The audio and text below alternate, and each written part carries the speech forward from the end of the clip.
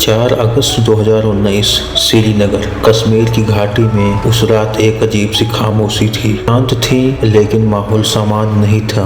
श्रीनगर की सड़कों पर अर्धसैनिक बलों के ट्रक एक के बाद एक गुजर रहे थे। फोन लाइनें धीरे धीरे बंद हो रही थी। इंटरनेट की स्पीड कम होती जा रही थी। जम्मू कश्मीर के बड़े बड़े नेताओं के घरों के बाहर सुरक्षा बल तैनात कर दिए गए थे। उस रात फारूक अब्दुल्ला अपने घर पर बैठे थे। उन्हें लग रहा था कि शायद कोई बड़ा आतंकी ऑपरेशन होने वाला है, लेकिन जो होने वाला था वह किसी आतंकी ऑपरेशन से कहीं बड़ा था। अगली सुबह 5 अगस्त 2019 दिल्ली में संसद का सत्र चल रहा था। देश के गृह मंत्री अमित शाह खड़े हुए और उन्होंने एक ऐसा ऐलान किया जिसने पूरी दुनिया को चौंका दिया। अनुच्छेद 370 धारा समाप्त किया जा रहा है। 70 साल पुराना वो कानून जो जम्मू कश्मीर को भारत के बाकी हिस्सों से अलग दर्जा देता था, अब खत्म हो चुका था।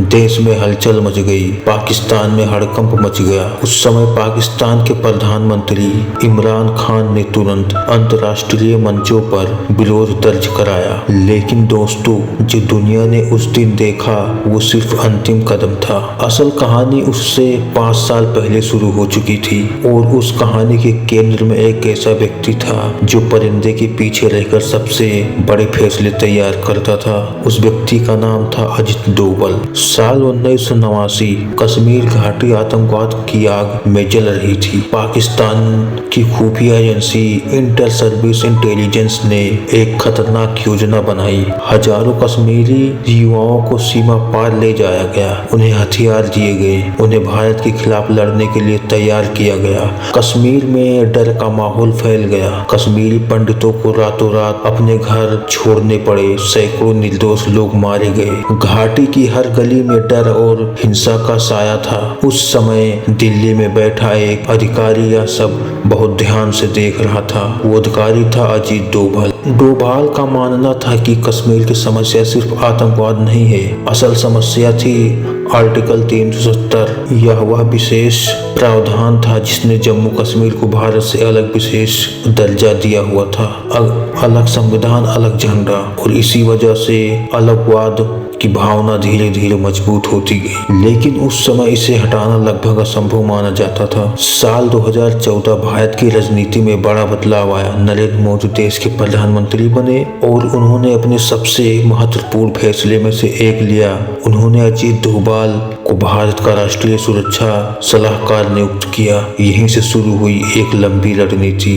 2015 से 2018 के बीच डोभाल ने सबसे पहले कश्मीरी की असली स्थिति को समझने का फैसला किया। वो कई बार श्रीनगर गए, लेकिन बड़े सरकारी काफिलों के साथ नहीं, कभी साधारण गाड़ी में, कभी हेलीकॉप्टर से दूर दराज के इलाकों में। उन्होंने अलग अलग लोगों से मुलाकात की। व्यापारी, किसान, छात्र, पुलिस अधिकारी और यहाँ तक कि पत्थरबाजी में शामिल रहे युवक भी। डोभाल समझना चाहते थे कि कश्मीर की समस्या की जड़ क्या है। इसके बाद उन्होंने 3 बड़े कदम उठाए। पहला, आर्थिक विकास। कश्मीर में सड़कों पर इंफ्रास्ट्रक्चर पर तेजी से काम शुरू हुआ।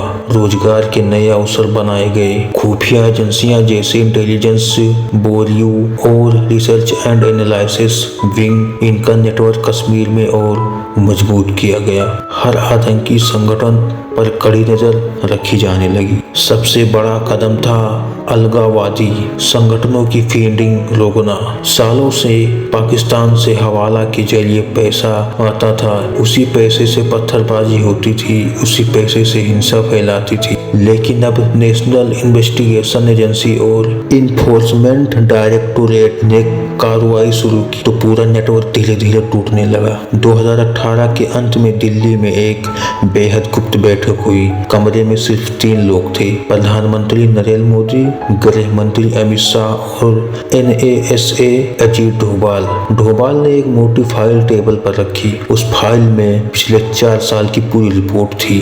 उन्होंने कहा, सब वक्त आ गया है। मोदी जी ने फाइल बंद की, अमित शाह की तरफ देखा और कहा, योजना बनाओ। लेकिन सबसे बड़ी चुनौती थी गोपनीयता।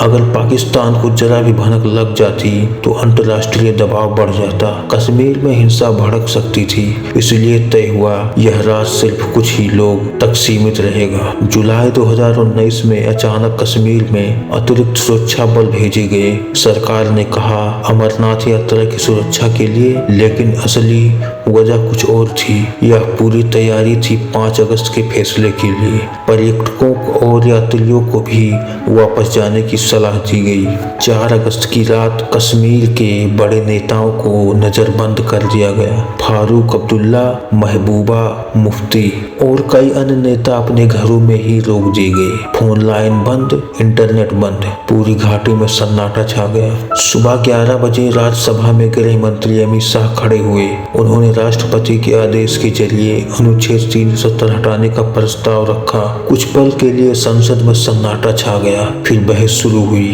हंगामा हुआ, लेकिन वोटिंग हुई और प्रस्ताव पास हो गया। 70 साल पुराना कानून खत्म हो चुका था। पाकिस्तान ने कड़ा विरोध किया, लेकिन अंतर्राष्ट्रीय स्तर पर भारत ने साफ कहा यह हमारा आंतरिक मामला है। धीरे धीरे कश्मीर में हालत सामान्य होने लगे। बाजार खुले, स्कूल खुले और फिर पहली बार पंचायत चुनाव में रिकॉर्ड मतदान हुआ। दोस्तों, यह सिर्फ एक राजनीतिक फैसला नहीं था, यह 30 साल की सोच और 5 साल की गुप्त तैयारी का परिणाम था। अजीत डोभाल ने एक बार कहा था असली जंग सिर्फ बंदूक से नहीं जीती जाती, असली जंग दिमाग और धैर्य से जीती जाती है। और शायद यही इस पूरी कहानी की सबसे बड़ी सीख है। तो वीडियो पसंद आया हो तो कमेंट में जरूर बताना, क्या 370 धारा हटाने का सरकार ने सही फैसला लिया या गलत।